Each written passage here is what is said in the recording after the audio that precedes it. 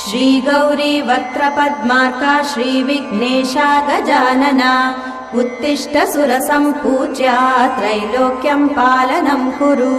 श्री गौरी वक्त्रपद्मार्का श्रीविघ्नेशा गजानना उत्तिष्ठ सुरसम्पूज्या त्रैलोक्यं पालनं कुरु।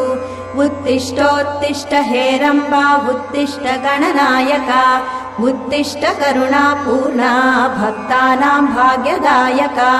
उत्तिष्ठोत्तिष्ठ हेरम्बा उत्तिष्ठ गणनायका उत्तिष्ठ करुणापूर्णा भक्तानां भाग्यदायका।